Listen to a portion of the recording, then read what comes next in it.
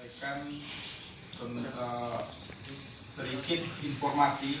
Ini hanya sedikit informasi tentang HIV atau AIDS, di mana penyakit HIV dan AIDS ini sering diidentikan dengan hal-hal yang negatif. Tapi apakah itu sepenuhnya negatif? Mungkin nanti kita bisa lihat pemaparan yang akan disampaikan oleh Nur Hidayanti. Andi. Oh ya, Andi. Berarti Bugis, Bu. Ogi. Bugis. Oh gitu. Di sini Ogi semua. Iya. Nah, ya. Bahasa Ogi nih. Sama-sama Ogi ya. Biasanya Lebih akrab kita. nyambung aja. Nah, gitu. Jadi untuk Andi Nur Hidayanti yang akan menyampaikan materi, di mana beliau ini adalah salah satu duta KPA yang kemarin seleksi, tapi nggak masuk 3 besar, Mbak ya. Tapi alhamdulillah itu adalah tahap pembelajaran kita semua. Dan untuk materi, karena sudah jam 5 juga, mungkin lu langsung aja menyerahkan kepada Mbak Andi Nur Hidayanti untuk menyampaikan materi. Assalamualaikum warahmatullahi wabarakatuh. Waalaikumsalam. Selamat sore semuanya. Sore. Petang. Jadi perkenalkan, nama saya Andi Nur Hidayanti. Kali ini saya akan membawakan materi tentang HIV/AIDS. Itu ada nomornya tuh. Iya. Cek aja. Oke, yang pertama sejarah dan perkembangan HIV/AIDS. Jadi HIV/AIDS ini pertama kali ditemukan di Amerika Serikat tahun 1983 dan pertama kali ditemukan di Indonesia itu di Bali pada tahun 1987. Tetapi sebelumnya sudah ada berita tidak resmi, sedikitnya ada 3 kasus AIDS di Jakarta pada tahun 1983. Nah, untuk tahun 1981 kasus HIV/AIDS dan AIDS terdapat pada 20 negara dan berjumlah sekitar 100 orang. Pertengahan Juli 1996 diperkirakan 21,8 juta orang dewasa dan anak-anak di dunia sudah terinfeksi HIV/AIDS. Kemudian dalam waktu 15 tahun kasus HIV/AIDS telah meningkat menjadi 210 kali lipat dari awal. Data terakhir, di sini ada data terakhir kasus HIV/AIDS di Indonesia menurut Depkes per Juni 2003. Jadi ini data 2003 ya, kakak-kakak. Di sini juga ada grafik temuan kasus HIV/AIDS tahun 2014 sampai dengan tahun 2020. Jadi ini ada angka tertinggi di tahun 2019 itu 69. Oke, lanjut. Kalau saya boleh nanya, kalau di sini tahu nggak sih HIV/AIDS? Awalnya dulu nih, yang terlintas di pikiran kakak-kakak setelah mendengar kata HIV/AIDS. Virus. Virus, oke. Oke, jadi HIV itu kepanjangannya Human Immunodeficiency Virus. Oke. HIV adalah virus yang menyerang sistem kekebalan tubuh manusia, kemudian menimbulkan AIDS. Terdapat dalam cairan tubuh yang telah terinfeksi, terutama di dalam darah, air mani, atau cairan vagina. Jadi virus HIV ini adanya di darah. Virus HIV tidak ditularkan oleh air liur. Jadi penularan HIV ini tidak semudah penularan virus COVID-19 sekarang. Oke, ini gambaran bakteri virus HIV ya. Nah, HIV itu menyerang sistem kekebalan tubuh manusia atau sel darah putih kita. Jadi dalam tubuh kita mempunyai sel darah putih. Nah, jadi virus itu menyerang sel darah putih kita. Ketika dia sudah menyerang sel darah putih kita yang sehat, di sini ada nomor 4. Di sini dia sudah merusak semua sel darah putih. Kemudian virus-virus itu keluar kembali menyerang sel darah putih yang sehat. Melindungi tubuh terhadap serangan benda asing, seperti bakteri, virus, parasit, dan jamur. Kalau misalkan sistem kekebalan tubuh kita sudah diserang, pasti dia sudah nggak bisa dong melindungi tubuh kita dari bakteri, virus, parasit, dan jamur ini. Apa itu AIDS? Tadi dikatakan di awal kan HIV dan AIDS. Kemudian di sini ada pengertian AIDS. AIDS itu kepanjangannya Acquired Immunodeficiency Syndrome. Acquired ditularkan dari orang ke orang. Imun, sistem kekebalan tubuh. Defisiensi, tidak berfungsi dengan baik. Sindrom, kumpulan tanda atau gejala. Jadi AIDS itu adalah kumpulan gejala yang disebabkan oleh HIV, yang virus tadi, yang virus di awal, yang menyebabkan kerusakan pada sistem kekebalan tubuh kita. Jadi sistem kekebalan tubuh kita sudah nggak bisa tuh mencegah kayak yang tadi parasit, jamur, bakteri, dan lain-lain. Nah, perkembangan dari HIV menjadi AIDS itu bukan waktu yang sebentar. Jadi di sini ada beberapa periode. Yang pertama itu periode jendela 3-6 bulan. Jangkanya nggak sebentar kan, lumayan jauh. Lanjut ke positif HIV-nya itu diketahui sekitar tahun ketiga 3-10 tahun. Itu baru bisa dipastikan positif HIV-nya. Kemudian lanjut AIDS. AIDS itu pada masa 1-2 tahun setelah diketahuinya sudah terinfeksi HIV tadi. Apa sih gejala infeksi HIV? Jadi di sini kalau kita lihat sekilas nih, gejalanya kayak ya kita pernah ngalamin. Pasti pernah dong demam, terus rasa lemah dan lesu, sendi-sendi terasa nyeri, batuk, nyeri tenggorokan. Pasti pernah kan di sini ngerasain gejala-gejala HIV ini. Gejala-gejala ini hanya berlangsung beberapa hari atau minggu saja, lalu hilang dengan sendirinya. Jadi kita nggak bisa ngebedain ini udah bisa dipastikan HIV atau belum. Kemudian pada tahap AIDS timbul gejala-gejala radang paru, radang saluran pencernaan, radang karena jamur di mulut dan kerongkongan, kemudian kanker kulit, TBC, dan yang terakhir gangguan susunan syaraf. Ketika memasuki tahap AIDS, mulai timbul gejala yang juga mirip dengan yang terjadi pada penyakit lain, yaitu demam yang gak biasanya, demamnya berkepanjangan. Kemudian berat badan turun secara drastis. Dalam 3 bulan lebih dari 10%. Jadi yang awalnya orang gemuk, tiba-tiba berat badannya turun sampai 10%. Kelemahan tubuh yang mengganggu atau menurunkan aktivitas fisik sehari-hari. Jadi kayak udah nggak bisa beraktivitas seperti biasanya. Yang awalnya orangnya kuat nih, misalkan pembengkakan kelenjar di leher, lipat paha dan ketiak. Lanjut diare atau mencret terus-menerus tanpa sebab yang jelas. Batuk dan sesak nafas lebih 1 bulan terus-menerus. Ya. Kulit gatal dan bercak-bercak merah kebiruan. Di mana virus HIV bisa hidup? Sudah ada menyebutkan di awal tadi, virus HIV hanya hidup dalam cairan tubuh seseorang yang telah terinfeksi, terutama di dalam darah, air mani, cairan vagina, air susu ibu. Sekali lagi, HIV, cara penularan HIV itu berbeda dengan virus sekarang, COVID-19. Virus HIV tidak terdapat pada cairan tubuh keringat, air mata, dan air liur. Cairan sperma, darah, cairan vagina, dan air susu ibu. Oke.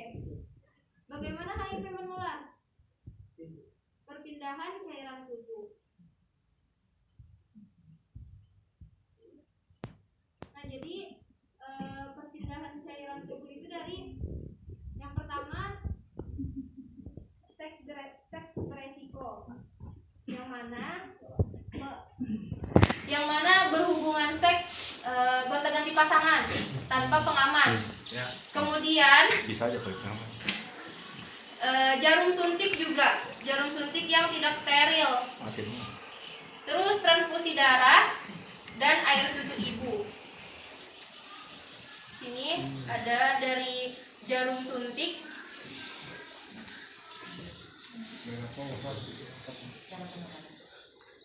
Perilaku beresiko tertular HIV, ini tadi hubungan seks tanpa kondom, transfusi darah. Bagaimana kita dapat terinfeksi HIV? Melakukan kegiatan yang menyebabkan terjadinya pertukaran cairan tubuh yang mengandung virus HIV dari orang yang sudah terinfeksi HIV ke orang lain. Prinsipnya seperti ini. Itu dikenal sebagai prinsip exit, keluar dari tubuh manusia. Jadi cairan itu keluar dari tubuh manusia. Survive, HIV harus kondisi hidup. Sufficient, jumlahnya konsentrasi cukup. Jadi jumlah virus yang keluar dari tubuh tadi itu jumlahnya cukup untuk ditularkan ke orang lain. Enter, HIV masuk ke tubuh manusia.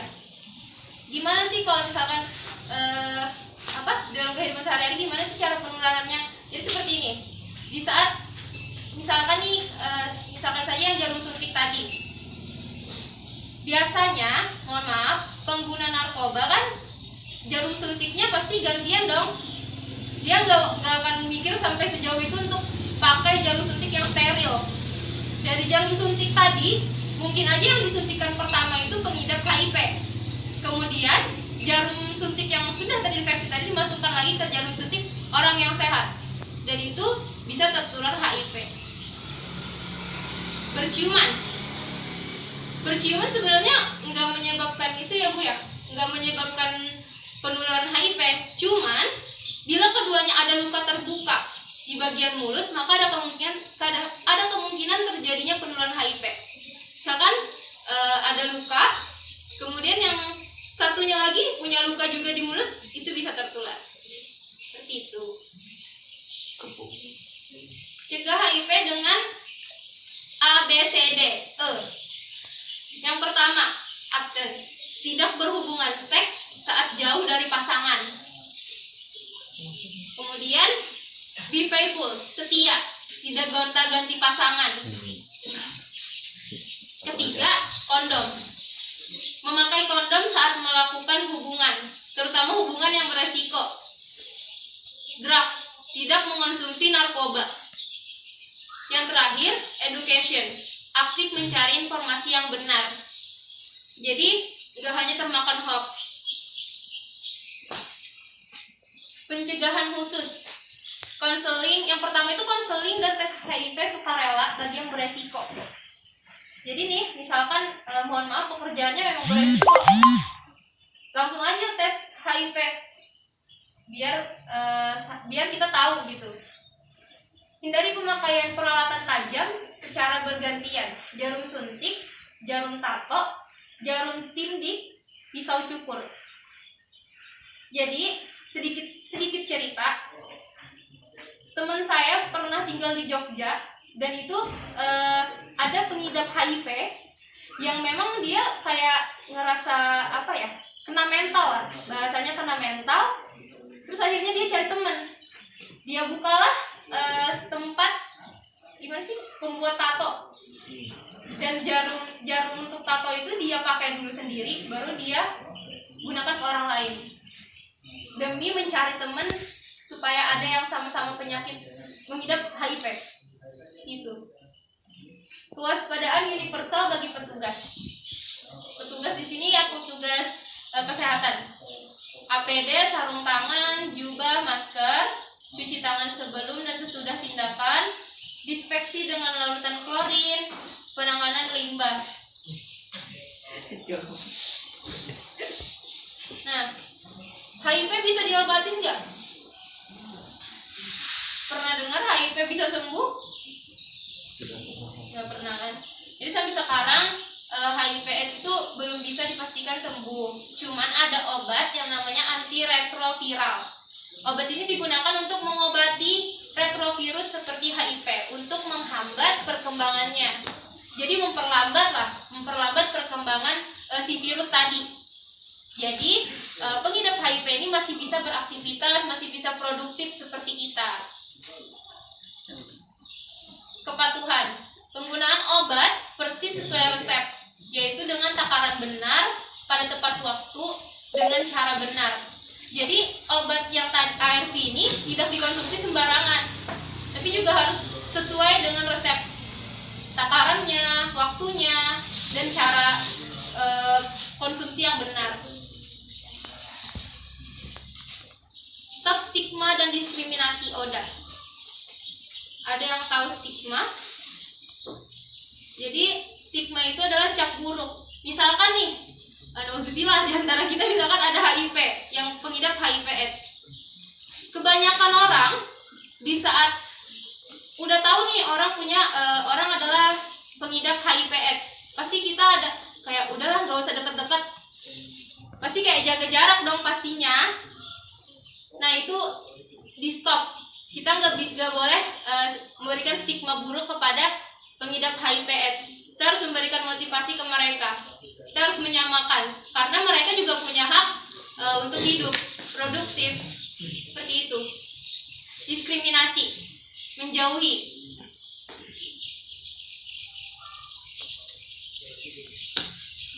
Yang tadi, HIV tidak menular melalui berciuman, kecuali dua orang tadi mempunyai luka di mulut, kemudian tinggal serumah, makan minum bersama, jabat tangan atau berpelukan, mandi bersama, gigitan nyamuk atau serangga. Siapa yang sudah terinfeksi HIV tidak bisa dipastikan dari kondisi fisik. Orang dengan HIV terlihat sehat dan merasa sehat. Orang dengan HIV tidak tahu bahwa dirinya sudah terinfeksi karena rentang waktu yang lama tadi. Tes HIV adalah satu-satunya cara untuk mendapatkan kepastian.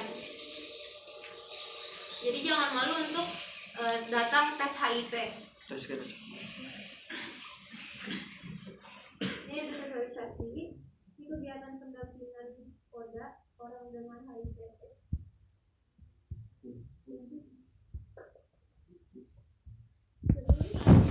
Assalamualaikum warahmatullahi wabarakatuh. Waalaikumsalam warahmatullahi wabarakatuh. Saya Nadine, warga dari Gunung Tinggi. Ya.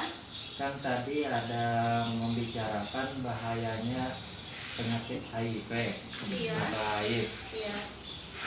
Kalau misalnya itu kan penyakitnya tidak bisa diobati. Lalu bagaimana kalau misalnya dia ibaratnya menikah lalu berhubungan dengan istrinya, kan cara mencegahnya bagaimana? Ya, saya jawab. Pengidap HIV yang menikah dengan, maksudnya orang sehat kan, Iya. tidak pengidap HIV. Nah, itu biasanya disarankan untuk menggunakan kontrasepsi kondom untuk mencegah penularan. Berarti tidak bisa memiliki keturunan. Caranya? Sekarang gini, pertanyaan saya kembalikan lagi. Mau nggak menikah dengan orang yang terinfeksi HIV? Ya, tidak mau, tapi kalau bagaimana kalau misalnya tidak mengetahui? Nah, makanya saya jelaskan sekarang ya. Tadi kan adik-adik sudah mendengar apa itu HIV, apa itu AIDS, bagaimana cara penularannya, bagaimana cara pencegahannya. Iya. Ya. Nah, kelak kan kalian akan menikah juga. Siapa tahu, karena program ke depan mungkin setiap calon pengantin itu harus diwajibkan untuk tes HIV, dua-duanya. Ya, diharapkan kalau salah satu pihak saja yang dites, ternyata yang pasangan satu ini sudah terinfeksi HIV, khawatirnya menularkan ke pasangannya. Jadi kalau bisa dua-duanya tes HIV untuk memastikan status HIV. Ya. Nah, tadi pertanyaannya adalah kalau pasangannya positif HIV, pengen punya anak, ya. Nah, jadi HIV tadi pencegahannya kalau misalnya biar tidak terinfeksi ada yang namanya kondom, ya, untuk mencegah penularan ke pasangan. Ya, kalau ternyata pasangannya sudah terinfeksi, memilih untuk tetap menikah, berarti syaratnya harus setiap melakukan hubungan seks harus menggunakan kondom. Bagaimana kalau saya pengen punya anak? Ya kan? Bisa, kita akan konsultasikan ke dokter. Karena HIV ini bukan penyakit keturunan, tapi penyakit yang didapat tadi dari resiko-resiko yang disebutkan tadi, ya. Sama berarti cara penularannya tadi berhubungan seks, menggunakan jarum suntik, atau dari air susu ibu yang mengandung HIV. Jadi kalau misalnya mau menikah, ternyata positif HIV, mau melanjutkan, harus mencegahnya dengan menggunakan kondom. Dan kalau pasangannya yang positif HIV ini sudah pengobatan, rutin terapi ARV, ya, jadi ARV ini adalah obat untuk menghambat perkembangbiakan HIV dan meningkatkan kekebalan tubuh orang yang sudah terinfeksi HIV. Kalau dia pengobatan selama bertahun-tahun dan dia rutin pengobatan, virusnya itu bisa tidur. Bisa tidur dan meskipun tidak menggunakan kondom sebenarnya bisa tidak menularkan ke pasangannya. Tapi yang kita khawatirkan Pas bangun. kita khawatirkan kalau virusnya masih ada yang aktif atau pada saat berhubungan ternyata luka, ya kan, berarti resikonya bisa menularkan. Karena poin penularan dari hubungan seks ini adalah pintu masuknya itu adalah luka. Kalau saat berhubungan, ya meskipun tidak pakai kondom, pada saat berhubungan tidak luka, itu tidak akan terjadi penularan. Kan tadi ada 4 prinsip penularan. Iya. Ada 4 prinsip penularan. Syaratnya adalah harus keluar dulu dari tubuh orang yang terinfeksi HIV. Darahnya kah yang keluar, cairan kelaminnya kah yang keluar, ya. Nah,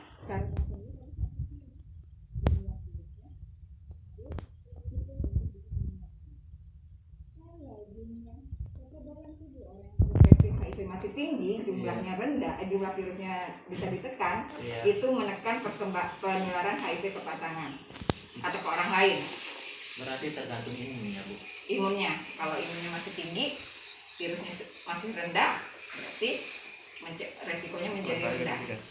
Nah, prinsip yang ketiga tadi adalah survive. Virusnya mampu bertahan hidup setelah keluar dari tubuh orang yang terinfeksi HIV. Kelemahan virus ini kalau kena udara, dia cepat mati. Kalau sudah keluar dari tubuh orang yang terinfeksi HIV, kena darahnya keluar, kena udara itu sudah langsung mati per sekian menit. Ya, tapi kalau di kedap udara itu virusnya mampu lebih lama hidupnya, bisa 2-3 hari kayak di jarum suntik. Ya, bukan di jarumnya, kalau di jarumnya sudah mati virusnya karena sudah kena udara. Tapi dia mampu bertahan hidup di dalam tabungnya ini. Kalau ternyata jarum suntik itu ada yang memakai lagi dalam 2 hari itu, bisa saja ada yang terinfeksi lagi. Syarat yang keempat adalah masuk ke dalam tubuh orang yang belum terinfeksi HIV melalui luka atau jarum suntik. Kalau pintu masuknya tidak ada luka, berarti penularan tidak akan terjadi. Itu.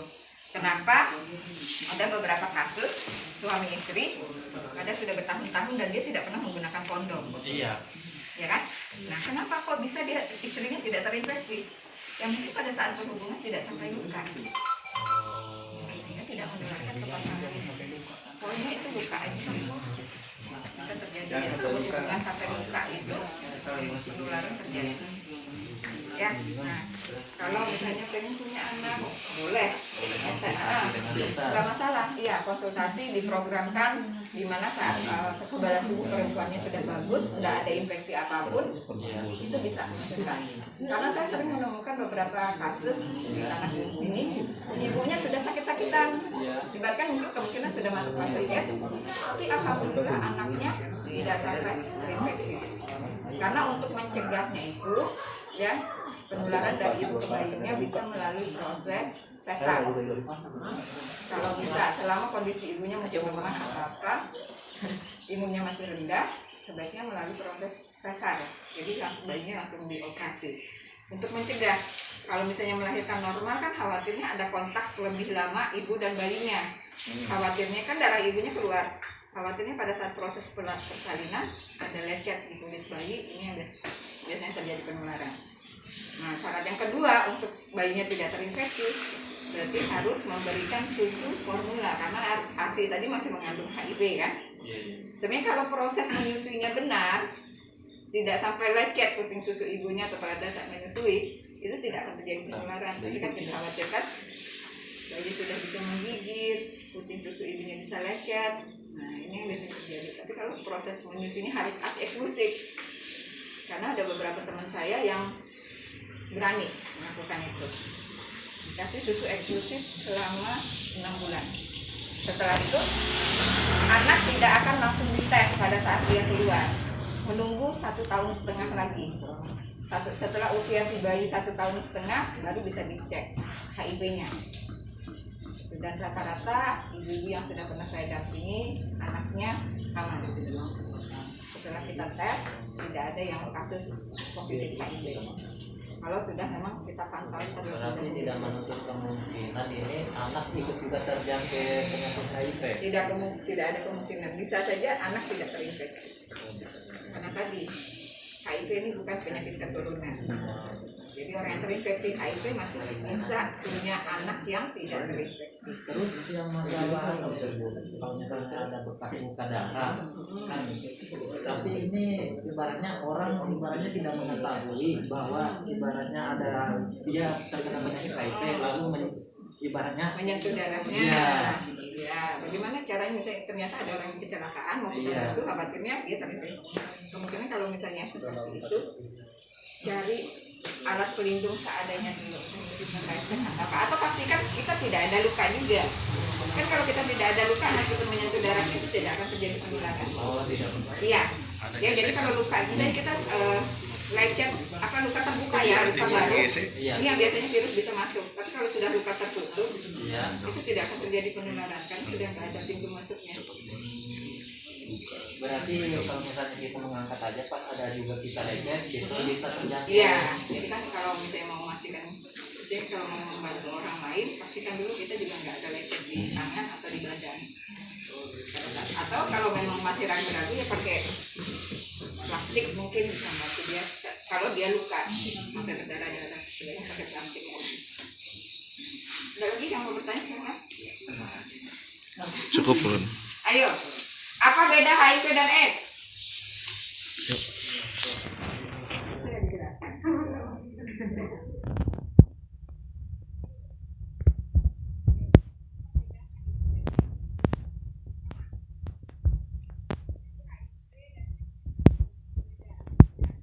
HIV adalah virusnya, sedangkan AIDS iya, ada pintar sekali ya.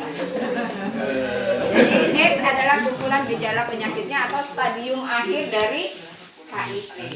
Kawanku tadi itu. Orang HIV belum tentu AIDS karena virus ini virus yang lambat. Dia membutuhkan waktu yang lama untuk bisa menimbulkan gejala-gejala penyakit kepada orang yang sudah terinfeksi HIV. Hari ini mungkin saya terinfeksi HIV, mudah-mudahan enggak. Hari ini saya terinfeksi HIV pada saat itu butuh waktu sampai memunculkan gejala-gejala. Mungkin 5 sampai 10 tahun baru gejala-gejala penyakit-penyakit itu akan mulai muncul jika kekebalan tubuh saya sudah menurun.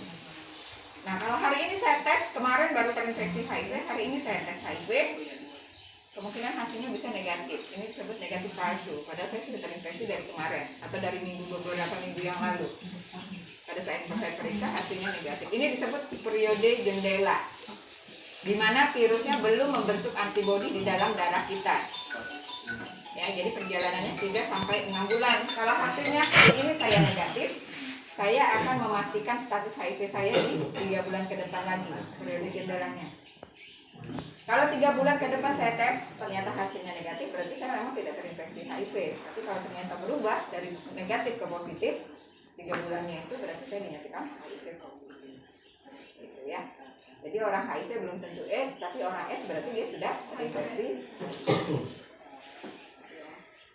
Ada lagi yang mau ditanyakan? Yang cukup Bu, bagaimana meningkatkan imun kita? Kan ibaratnya kalau tinggi imun kita otomatis jauh Penyakitnya juga akan jauh kan, Iya. bahkan dia tidak akan sakit-sakitan. Dengan cara sebenarnya ada yang tidak mengkonsumsi ART, tapi dia pola hidup sehat. Senang teratur, jam-jamnya waktunya makan-makan, istirahat yang cukup, terutama pikiran. Oh. Pikiran juga harus punya pikiran-pikiran ketakutan, kecemasan itu harus dihilangkan. Kalau memang mau meningkatkan kekebalan tubuh, semua kan kita orang sehat juga. Kalau pikiran terganggu, penyakit juga akan gampang. Kenapa kita istilahnya mengkampanyekan tentang stigma dan diskriminasi? Karena ini biar mereka juga tidak ketakutan saat menghadapi status HIV-nya. masyarakat paham dan tidak mendiskriminasi. Diharapkan HIV ini bisa menjadi penyakit yang biasa. Tidak takut lagi masyarakat terhadap orang yang terinfeksi HIV. Ya, kayak COVID, orang kan sekarang sudah tidak takut lagi. Nah, diharapkan misalnya tidak takut dengan orangnya ya. Yang perlu kita takuti adalah virusnya. Tapi untuk orangnya jangan ditakuti. Berarti kalau bisa kita support, kita dukung, kita semangatin, ayo berobat. Di rumah sakit itu sudah ada kok pengobatannya. Nah, karena dulu waktu saya bekerja di sini, HRV ini belum ada di sini, ya, masih di Banjar aksesnya, dan itu butuh biaya banyak juga kan, biaya transportasi, biaya ngambil obatnya. Nah, kalau sekarang sudah didekatkan layanannya dan obatnya gratis, masih disubsidi pemerintah. Ada obatnya. Ada obatnya, ya, untuk itu tadi menekan perkembangbiakan virusnya saja, dan diminum seumur hidup setiap hari. Ayo, ada yang mau minum obat seumur hidup? Kalau Nggak mau, berarti jauhi virus. Ini ya Bu, kalau misalnya minum obat terus. Ya ini. Ke Jadi dukun aja. teman-teman yang terinfeksi HIV ini butuh motivasi kita. Bayangin kalau dia seumur hidup minum obat setiap hari, ada yang namanya bosan, jenuh, Benar. dan mereka butuh support itu. Makanya saya sedang sebagai pendamping kadang di saat mereka mulai jenuh itu kita semangatin lagi, ayo kamu mau sehat atau tidak. Berarti caranya itu kita beri arahan hidup pola Hidup sehat, sehat. obat teratur, Iya, makan teratur Iya, supaya ibaratnya mengurangi Iya. supaya untuk tertidur lah. meningkatkan kekebalan tubuhnya juga.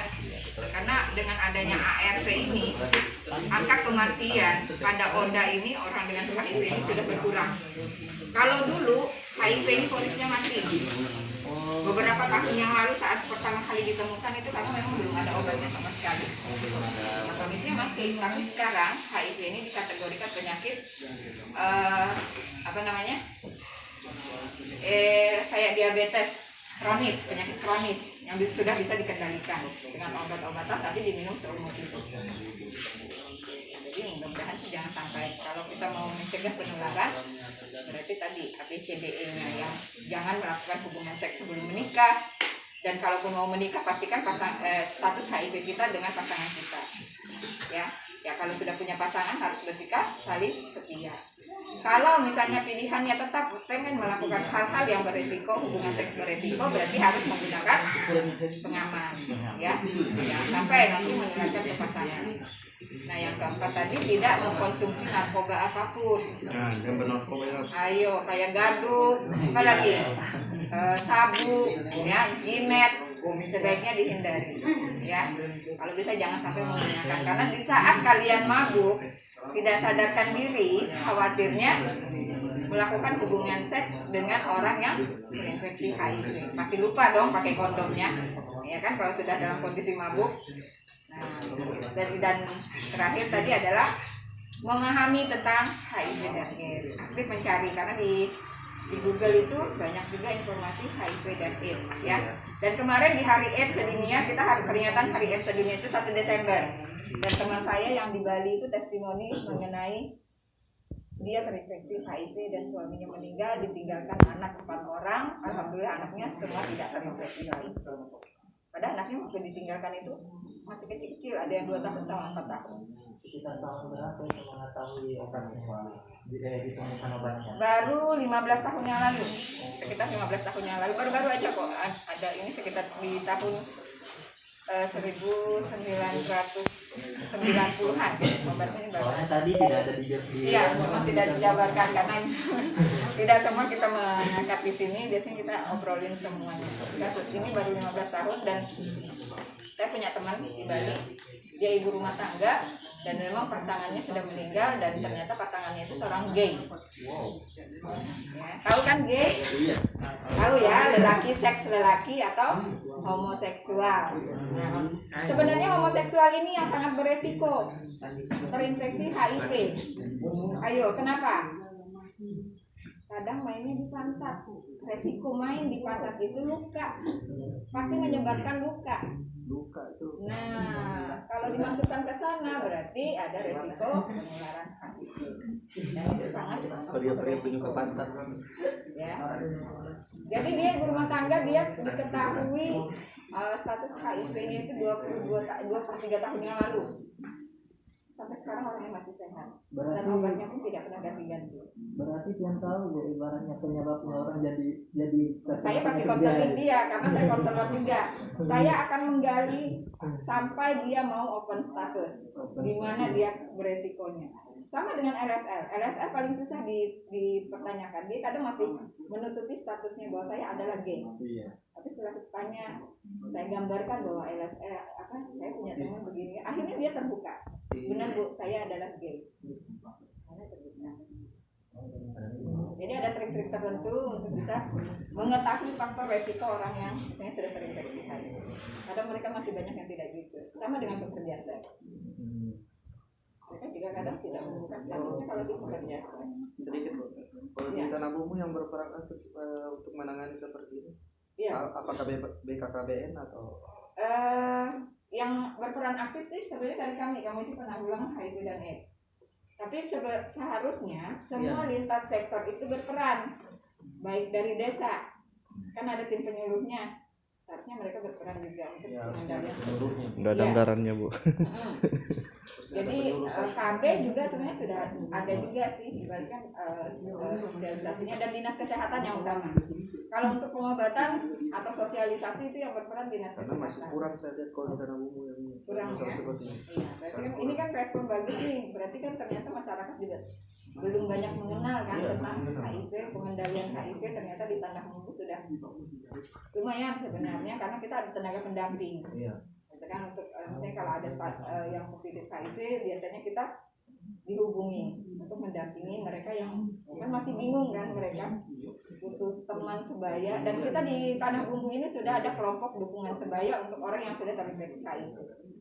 Itu kami membentuknya dan lumayan jadi setiap ada teman baru yang positif HIV saya masukkan teman-teman yang lama ini saling Jadi sini mendukung. kira-kira Bu susah. di Tanah Bumbu ada sekitar berapa yang terinfeksi penyakit HIV? Sudah dari tahun 2013 temuan pertama itu ada 5 orang sampai sekarang sudah sudah lebih dari 500 orang yang terinfeksi HIV dan yang tahun-tahun sebelumnya itu memang kebanyakan dari pekerja seks ditemukan karena kita rutin memeriksakan pekerja seks sebelum lokasi itu ditutup. Sosialisasi. Lokalisasi ditutup 2017 ya. Nah itu banyak kan dari pekerjaan seks. Tapi Pekerja sekarang seks sudah ada. umum banyak. Entah ibu Kenakalan rumah tangga, anak dan sekarang tadi ada anak yang usia 4 tahun meninggal karena HIV. Baru tadi nih kita pakai kabarnya. Bisa jadi asli. Dan orang tuanya belum dites, mungkin nanti menunggu setelah berduka nanti kita tes lagi. Kemungkinan kan dari orang tuanya. Ada lagi? Silahkan. Ya, mudah-mudahan dipahami ya. Adik-adik yang saya tekankan adalah ayo rubah perilaku kita dari hal yang beresiko menjadi hal yang positif ya. Kalau misalnya hal yang beresiko, ayo bisa datang ke KPA, bisa datang ke rumah sakit atau ke puskesmas untuk tes HIV. Bilang aja Bu, saya mau tes HIV. Nanti nggak perlu jujur juga, kecuali kalau sudah tahu hasilnya baru nanti akan dikonsultasi ulang lagi. Alasan untuk tes HIV apa? Bilang aja merasa beresiko. Itu aja. Nanti di tes darah. Kalau memang merasa beresiko, kalau enggak ya nggak perlu. Gitu, ya.